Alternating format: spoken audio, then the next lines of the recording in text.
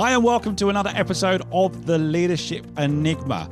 Well, we're just going from strength to strength, and it may well be that we're headed towards the Podicon Festival in central London, but more about that in another episode. I'm excited for this episode.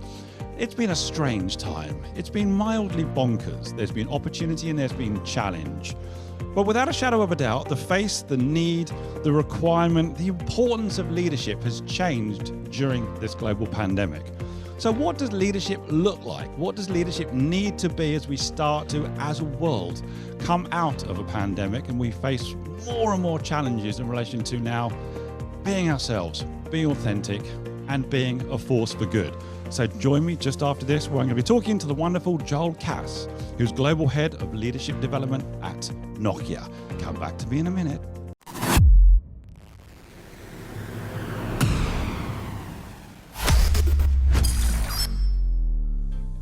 You're listening to The Leadership Enigma, powered by Transform Performance International, a podcast for the insatiably curious to explore the power of human-centered leadership to create real momentum for positive and sustainable change. Whether you're an entrepreneur, business owner, or corporate executive, each week we speak to global experts, academics, rising stars, ambitious upstarts, and disruptors as we discover that success leaves clues. Now, here's your host, Adam Pacifico. Hey, Joel, and welcome to the Leadership Enigma. As I'm listening to that intro, I'm trying to think to myself, it sounds quite dramatic, really, in some ways, doesn't it? But how are you?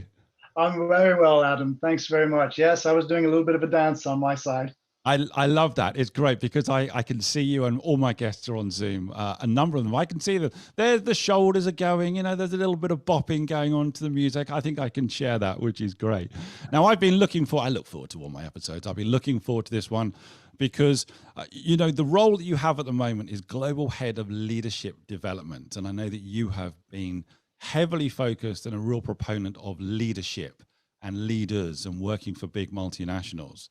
And so one of the things that I want us to talk about is what you're seeing and observing and hearing, really, as regard to the changing face of leadership. But before we get there, Joel, I want to know a little bit about you. So tell us a little bit about your story to this point, because you haven't always been in the current role that you're in. So tell us a little bit about your journey. Well, my journey, it's been a mixed journey, a lot of traveling. I've lived in 8 different countries, worked in 8 different countries. Wow.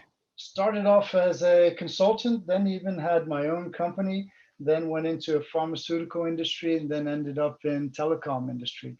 Always hugely passionate about leadership development, and talent management.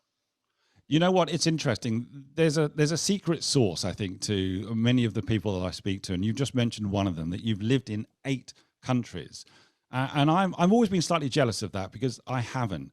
But help me understand, how have you benefited from that immersion into different countries, different cultures, being surrounded by different ways of thinking as you've navigated, really focusing on leaders and leadership? How has that eclectic mix of experience helped you? Well, at first it was all about survival, right? I'll never forget when I left Rome, Italy, and moved to the US in Washington, D.C. And I'll never forget how I stuck out like a sore thumb. My mother had dressed me up. Mind you, I was 7 years old, and she had literally dressed me up as if I was still a little Italian boy, polished shoes, nice jumper, etc., etc. And lo and behold, I arrive at school and everybody's wearing sneakers and jeans, and that was it, right? I needed to fit in. But I think one of the things I've benefited the most from is really just learning and integrating and not imposing my ways, but really kind of understanding what's driving people. We come at things from a different perspective. And one of my favorite stories is this product, Alka-Seltzer. They try to penetrate the Saudi Arabian market, right? And they had this big advertisements on the side of the road, divided into 3 parts. The first part showed a man feeling terribly ill with his hand on his forehead. Second part showed a tall glass of water with the Alka-Seltzer fizzing away. And I took an Alka-Seltzer before this podcast, by the way, Adam. And, Is that feedback for me, Joel? And then the third part shows the man feeling fantastic. Now, To Westerners, it makes sense. You read from left to right. But in Saudi Arabia, they read from right to left, right? And so the man's feeling great. He drinks this awful drink with Alka-Seltzer in it, and then he ends up feeling terrible. It's this kind of nuances, this perception, how you take on life, how you draw data and draw conclusions, and then eventually, you take action, you have behaviors. Now, the thing is, we only see the top end of the iceberg. Yeah. The behaviors, but there's so much richness underneath the waterline. And that's one of the things I benefited from. I really kind of try to understand where people are coming from. And it means as well, a perfect fit for the podcast because you are also insatiably curious. And I'm sure those experiences have helped you in the role that you have at the moment. I want to pick up on one thing because you talked about your mother dressed you at 7 and you were moving around. I think you said you moved from Rome to the USA. And those are two very, very different cultures, as an example. But we spoke, didn't we, about a month or so ago, about managing your brand. And so even as you move from country to country, even as a child and then as a teenager and early adulthood, you're managing your brand. But in the leadership role that you have now, you must see leaders managing their brand all the time now, both well and not so well. But what are some of your thoughts in relation to a leader's ability and necessity to manage their brand? I think it's critical. I mean, leaders are looked up to, and whether they know it or not, people are really looking at them as role models. And one thing that strikes me, there's a wonderful book called Sink, Float, or Swim by Scott Pelton and Yogi Ripple. Okay. And in their book, I'll never forget, they had statistics. 90% of our behaviors are on autopilot, subconscious. 90%. Wow. I like to say it when I'm in front of a group of people. That means that we are experiencing collective coma, right? And people are just on this kind of subconscious mind, really focusing on the task at hand, the task. That's really important. It's all about tasks. We've got to do this. We've got to achieve the quarterlies. We've got to achieve the numbers without reflecting how am I showing up and what impact am I having? That's so important, isn't it? I did an episode only last week, which was released today, actually, with the wonderful Deborah Rowland, and it was entitled Being Before Doing, for us to start to really reflect more on how we are, I suppose, how we're working internally and what do things mean to us as opposed to just the human doing. So I'm sure you're surrounded by leaders. We're all guilty of this, where there is a task and we just do. Yes. And we rush forward. And as you say, we're instinctive, we're automated, we're maybe leveraging decades worth of experience and wisdom and education, but we're not thinking about it, Joel. We're just doing. Just doing. And that's a little bit, we are creatures of habits. And I think it can be said that we're sometimes lazy. We repeat what's worked for us. And I think that's where, this learning part, this consciously managing one's brand it's key. We have to more consciously think about it. And this is the challenge. I do a wonderful exercise from Pierre Casse, similar name. It's my father. And the exercise goes something like this. And it's about empowerment, right? Okay. And it goes like this. You and your team have just revisited your strategy. You're market leaders. Your team is excited. They're on board. They're coming up with ideas. Now, you need to go, as their leader, you need to go on a business trip. What do? A, nothing. B, throw some ideas at them. C, convene as a team and brainstorm what they should do while you're away. Or D, tell them what you expect to do. Right. When I do this exercise with leaders, what I see often happening is they select either C or D. Convene as a team, discuss what they need to do while I'm away, or tell them what to do while I'm away. Right. And these two are leading by doing or leading by teamwork. The first two are about leading by empowering or leading by inspiring.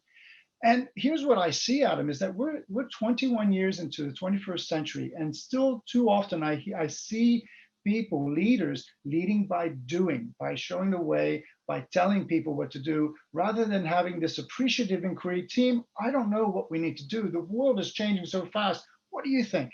What are your thoughts? How might we do X, Y, Z? And it's starting to come, but it's slow to come. COVID has made things accelerate. Wow. See, I find that fascinating because you're talking about so many things that resonate. One of them is a vulnerability to actually say as a leader, I don't have all the answers, a innate curiosity to find out from others, And I ask a question of some leaders, Joel, and it's interesting because I met with a pause and I say to people, if you weren't in the business at all for the next 3 months, would your team, your division or department continue to thrive if you weren't there? You know, have you set them up for success so that you are a multiplier for them to be great? Or if you're not there, is everything going to stop? And I am met by a resounding sound of silence, Joel, when I pose that question. Really? Yeah. For me, my light bulbs are going on. It's yes, it's a resounding yes. The team will thrive without you being there. I mean, we saw it. We saw it with COVID. Leaders were in effect disconnected from their remote teams. The teams closest to where Rita McGrath says the snow melts at the periphery, and lo and behold, no balls were dropped. At least in Nokia, where what I experienced closest is, we looked back and reflected and thought, my goodness, no balls were dropped. We actually managed it through quite nicely. And this, back to this vulnerability and a bit of humility. I just came out of a wonderful session with the CEO and his leadership team last Friday. Right. I used this concept called supervision rounds. It's where you ask the individual to come in and they have a pain point. They have something they haven't yet solved, but they need to solve it. And the idea is the following: present the context and then end by posing a question. Here's what's keeping me up at night. And then they withdraw virtually. They're still there. Yep. And what happens is that then the team, the peers, start talking and discussing as if the person is no longer in the room. And I thought, I took a risk. I thought, I'm not sure this is going to work, but this is about learning. I got to try it. Yeah. And lo and behold, it worked. What I saw is that they did come with humbleness. They did say, I don't know whether I should do this or that, or how might I manage better this business group. And it was a perfect study of vulnerability, asking questions so that they could tap into the knowledge, the experience, and the insights of their peers, rather than mulling it over in their head and trying to figure out themselves. Today's world, you cannot possibly have all the answers. You've got to rely on others. No one does, even regardless of their role. As you say, we might be working with the CEO of a large multinational, but he or she is still going to really have the success if they can leverage all of the people who are part of the organization. And again, a number of things here resonate. And one of them is, we're talking about the learning, but we also spoke about the ability for a senior leader to unlearn. Yes. And that's to challenge something that they may have taken, I suppose, for granted over the years, because it served them well, Joel. Yes. It's got them to where they are. But now, and maybe COVID is an example of that, the playbook got ripped up.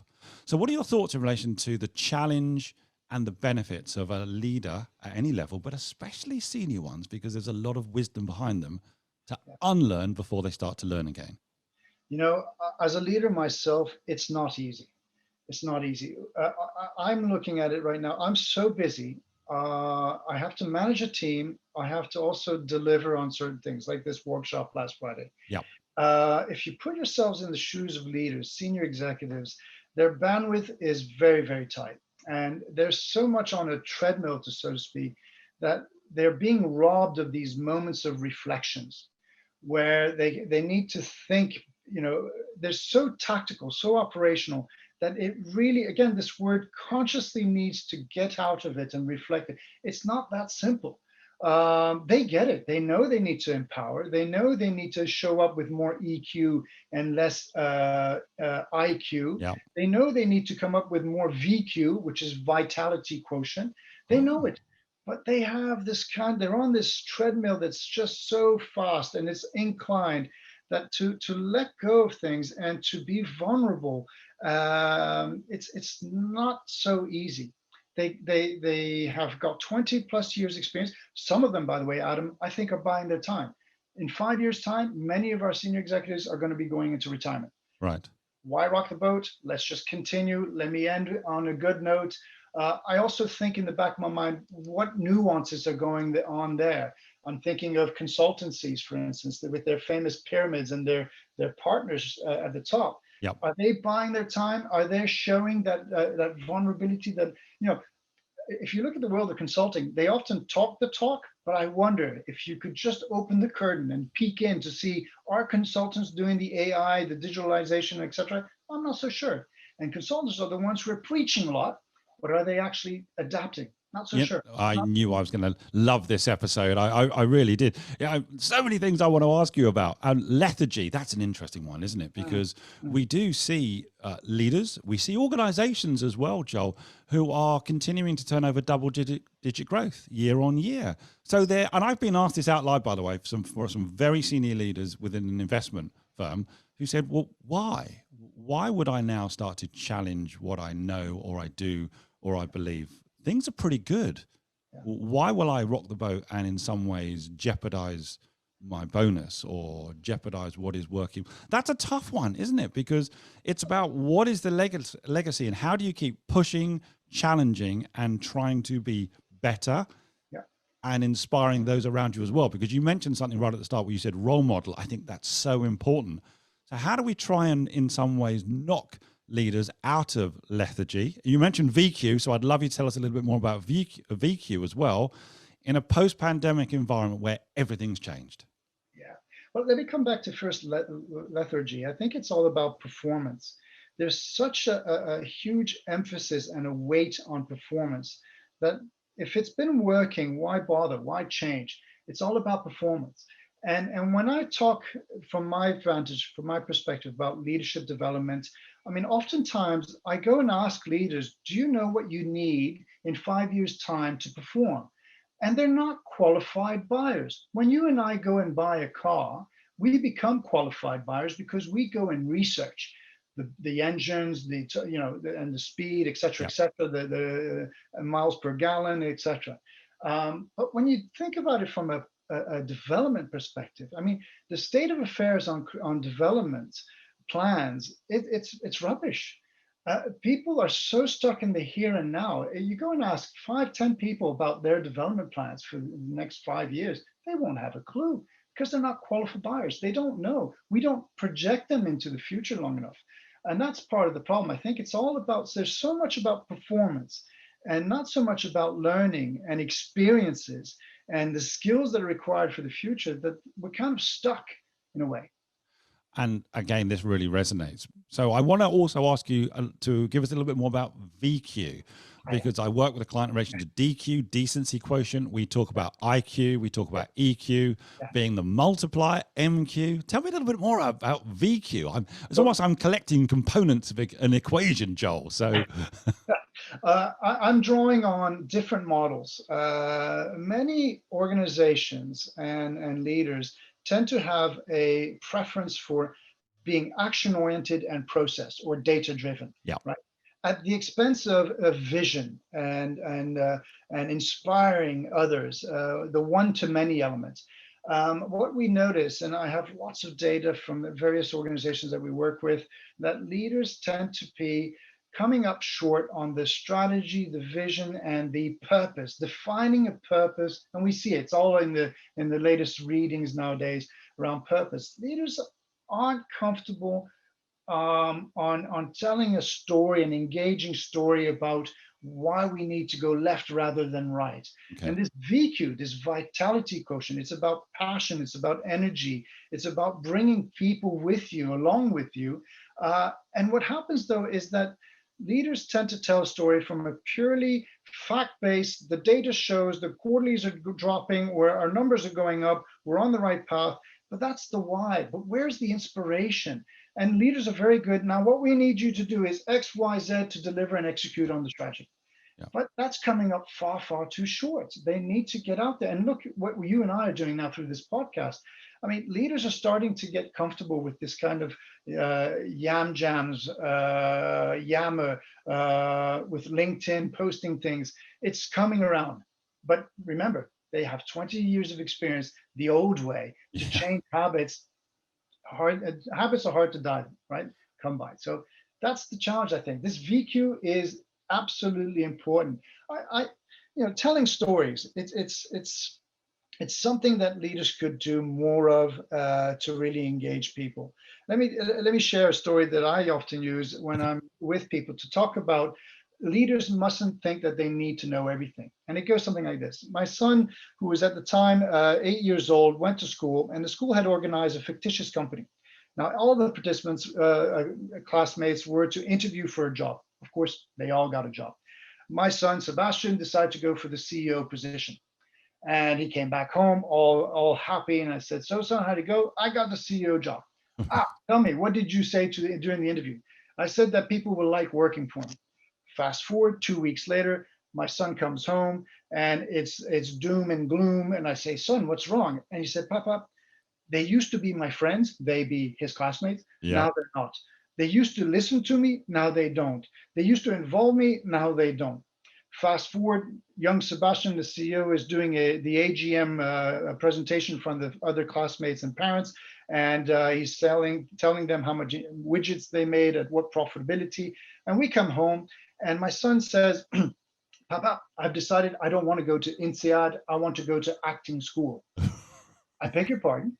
This is an 8-year-old, and he said, yeah, I realized that it's not so much important what I know, but it's how I interact and relate with others. So can you imagine? He wanted to go first to an acting school. And I thought, wow, the essence of it, this is it.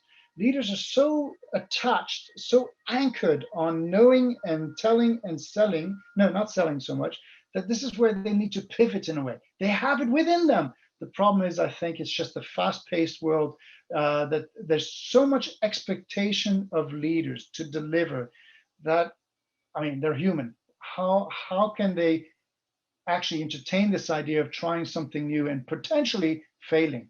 I don't know. It's a tough one, isn't it? What a wonderful insight from an 8-year-old. I love that story. I must tell that story myself. I hope you'll allow me.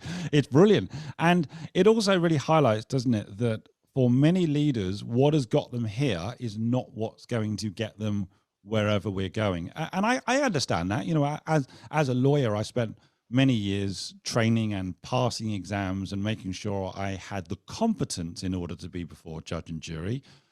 But actually, as I get older and maybe just a little bit wiser, as you say, it's the human capabilities and the ability to share a story and a vision that is going to be more impactful, perhaps, than my technical ability. But it's tough, because if my technical ability has got me to a certain point, and in many, you know, perhaps professional services firms, people have done very well off the back of being brilliant at their job. Yeah, now, how do they lead? Yes. Yeah. How do they lead? It's different. And by the way, some people, I think over the years, we've made the era of promoting somebody who's a technical guru, an expert in their field, in their function. And quite honestly, they can't be bothered to lead people. They don't want, it's not their cup of tea. Yeah. But the problem is that there is no other career path. The only way up and for better salary is the managerial career path. And so one of the things that we need to do much, much better is look at various career paths, whether it's the technical career paths, non-leader career paths, because there's a lot of great people who are getting promoted into leading people and they just don't want to do it. That's not their strength. And companies are missing out because we're burning out people who were otherwise doing excellent work, passionately involved and engaged at work, but now, you know, that fire that kindle is burning out. So there's also that notion from a leadership perspective. We need to think about, not everyone can be leaders. I firmly believe there's some people who are just experts in different fields, and they reach a point where they have to manage a group of people. They don't want it. They don't want it. They can do it, but after a while, shortcuts, burnout, fatigue, it's not worth it. And actually, they've been very keen to stay doing what they do very well, rather than, as you say, get plucked and put into a role which they've never had any training for, and they've actually got no desire. You know what? I remember working with a detective this is my policing days now, Joel, and that detective was an extraordinary police officer who never ever went for a promotion in 30 years. Why? Because he was and continued to be an extraordinary detective who actually senior leaders sought out in order to get his advice, because he was just so competent, so knowledgeable, so technical, so tactical, that he was actually a trusted advisor to the highest echelons. But he knew where his value was, and he knew what made him happy, and it didn't need to be promotion. That I realize now, that was real strength of character and self-awareness as regards what his value proposition was. Yeah. And I'm willing to bet the fact that the upper echelons were reaching out to him probably was recognition that actually boosted his energy up, right? Just being the person that they sought after. Sometimes we don't need the salary increases, but it's that recognition, that visibility to others, which can do the trick as well. And isn't it an example as well of the formal and the informal networks? Because we think about the hierarchies, the traditional hierarchies within organizations where it's rank and seniority, but some of the most influential people within an organization, Joel, do not have rank or seniority, but they're in the middle of everything. They are the go-to person. They are the influencers, the blockers, the sneezers, however we want to describe them. But in an informal, flat, global matrixed organization, they're incredibly powerful. Yeah, no, absolutely. I think that's a dilemma I see too, is that we still have these hierarchies. We talk a lot about agile ways of working, scrum teams. And so you would think that the leader as the prime relation, that key person that you need to engage with, you would think that that would slowly fade away or take less importance. But I think, and I'm not sure, but I think that still the primary relation that you need to be aware of and build and maintain is with the boss. But you would have thought that by now you would need to start to reach out to peers, to other networks, because that's starting to take more importance. So it's slowly evolving, but that's something also that leaders are going to have to be aware of, is that it's not just going to be about them. They're not going to be the primary contact point, the primary source. In fact, I think that leaders are going to have to play another kind of role, and that is to remove barriers for people to perform. Right now, I mean, if you read the latest book, Humanocracy, bureaucracy is still thriving. Yeah. And I think leaders need to probably at this point now start to realize, okay, team, what can I do to remove the barriers? What's getting in your way? What if I took this away, et cetera, et cetera? Again, back to performance. How can we perform differently in today's world? Aside from the hierarchical relations, the bureaucracies, et cetera, we need to act fast. We need to move fast. Otherwise, we risk of not being, relevant anymore. And I think these are the things. I mean, in Nokia we have 98,000 employees, so wow. It takes a long time to move this ship, but we're cognizant of this, and we're trying to, have these kind of dialogues with leaders. Which, by the way, when we talk about training, what I've noticed too over the COVID is that all of a sudden we've seen that self-paced learning has been on the increase. Right. But we've hit a wall now. People are wishing to get back into this social interaction, this social learning. That's another thing that we're seeing, is that yes, COVID has accelerated the things that we wanted to see in the 21st century, but training now needs to be reinvented to unlearn and learn in different ways. Self-paced learning has, I think, reached a limit now. I couldn't agree more. And really, leaders have got to now proactively look at how they can take down blockers and barriers, as you say, how they can proactively unlearn as well as learn. And I think we're driven, aren't we, to complicate things. I just think we're hardwired to complicate things, where actually we really need to simplify things moving forward. Now, you and I have been talking, I'm going to ask a question, but we've been talking about this for the last half an hour anyway, about what are we seeing as the changing face, the changing need of leadership development. From the experiences that you've had over the last 15 to 18 months, and you said that Nokia has got 98,000 employees, which is a huge amount of people. What are some of the things you're thinking are important for leaders to think about or acknowledge or start from as we come out of this particular pandemic? Two or three things that are front of mind for you, Joel, that leaders really need to be thinking about. I think the one that comes top of mind is really reaching out and putting themselves in the shoes of the people. And what we do at Nokia, and it's starting to become increasingly popular, is these kind of check-ins at the beginning of a meeting. And the check-ins is, as simple as saying, what's one word that describes your mindset now in the beginning of this meeting? And a round robin, all the team members chime in, excited, tired, fatigued, nervous, afraid, whatever. Yep. And just to check in and just see what's the state of my team. Now, it's happened to me where one team member said, I'm afraid. I'm afraid. And then the person broke into tears. And guess what? The whole agenda was pushed aside, and we just started talking to one another and sharing our experiences and so on. I think leaders need to really maybe take their foot off the transactional bit, the tasks, what needs to be done, the milestones, and really open up for the getting an understanding of where people are at.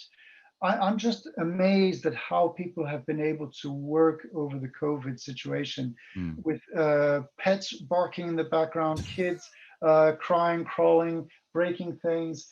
And it's just, and for a leader just to start on the get go with, right, where are we on this milestone without checking in? What's your mindset now? Where are you? I think that goes a long way when a leader is at listening to their people. It's a must. I think it's a must, and it's going Yeah. to be around for some time, I think. So that's one thing that really sticks out. Okay. I think the second thing is asking more questions rather than telling people what to do. And this is what I find it hard myself, is appreciative inquiry. How might we? What are your thoughts? Really more powerful questions to tap into the experience, the knowledge, the insights of the people. It used to be easy when you were face to face, Yeah. or you had those opportunities to meet face to face. You could just interact and have different kinds of conversations. Now you got to set it up by asking questions more often. So I think leaders need to tell less and ask more questions of their people. There's brilliance out there. They got to tap into it. So Yeah. that's number two. No, I love that. And it really is, isn't it? It's trying to multiply the collective Yeah, and take the benefit of the collective, because we can only achieve so much as an individual. yeah, As an amazing individual contributor, you can only do so much. yeah. All of this resonates with me, Joel, because I'm kind of living and breathing it as well as we start to navigate leadership development across sectors, levels, and geographies. What's the best way if anyone wants to get in touch with you and add to the debate, share data with you, or get a little bit more knowledge and wisdom for you as well, because they are also having these challenges within leadership development and their own businesses? What might be the best way to connect? They can connect with me directly through my work email. So Joel, Joel .casse, Casse at Nokia.com. Right. I'm happy to exchange and learn. Again, the word learn from others, right? We need to learn from different perspectives. So that's the best way they can reach me. That's great. And I know you're on LinkedIn as well, I think, aren't you, Joel? So people can find you. Yes. Yeah. Find you on there. Now, let me ask you my final question, which I'm calling the insight. Yes. But what would you say to this question? What's the most powerful piece of leadership advice you've received or given? One that really sticks out for you? I think I heard one recently, and it was a quote from Peter Drucker when he was asked, how does he know when somebody's a good leader? And he came back, and I'm not sure if I'm getting the quote correctly, but he came back and said, I asked them, what did they stop in the last 3 months? Right. And I think it's this notion of we back to complexity, Yeah. and the need to simplify, the need to remove barriers, to remove bureaucracy. I think that really resonated with me. It's because of this notion that we need to stop things. We're too good at just saying yes and yes and piling it on, the wedding cake effect. So this was something that really resonated with me. When was the last time I actually stopped something? It's not easy, and you can push back, you can challenge, and then it's often the case things just carry on, right? So in today's age, I think that's a one that stands out. And then somebody asked me, hey Joel, what makes you a good facilitator? And I think it's this notion of vulnerability. Okay. When I see something, when I observe something in a workshop, and I think this is where leaders also can step in, is when do you call out what you're observing? The nuances, the behaviors, the elephant in the room. Yeah. Especially important in these situations where we're working in virtual worlds.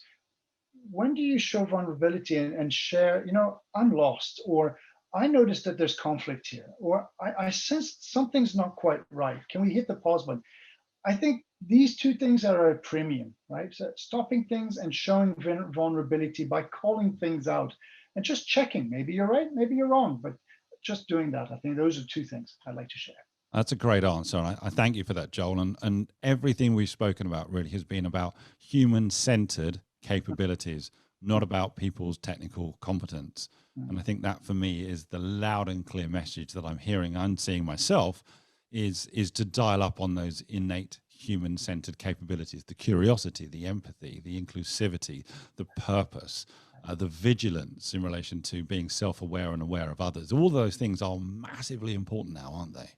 I think so. And, I'm a big fan of the leadership pipeline, and I've been toying with myself what would replace the leadership pipeline model by Ram Charan and Hmm. Al. And I still sometimes challenge our leaders, are you leading at the right level? And are you holding the people reporting into you who are also line managers? Are you holding them accountable for what they should be doing? Or are you still holding them accountable for things that would have been doing if they were an individual contributor?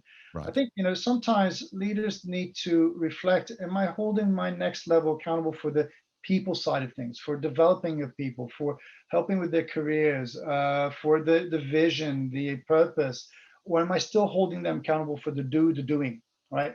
And I think that's something that I would, share with the audience is reflect on leadership pipeline. Are you leading at the right level, or are you leading at the wrong level? And are you holding the people accountable for the right things at the next level as well? So it's something also back to these kind of subconscious. We 91% of our behaviors are subconscious reflection. Am I doing what I should be doing to drive the accountability next below me?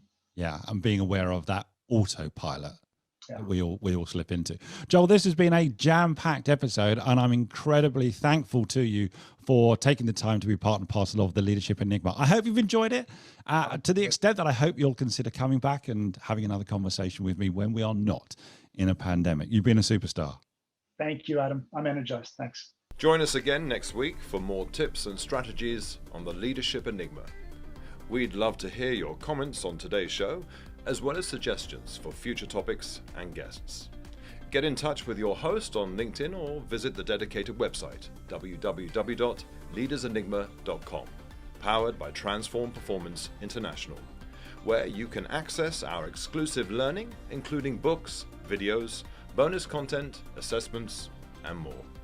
Please don't forget to rate, review, and subscribe on all your major podcast platforms. Thanks for listening.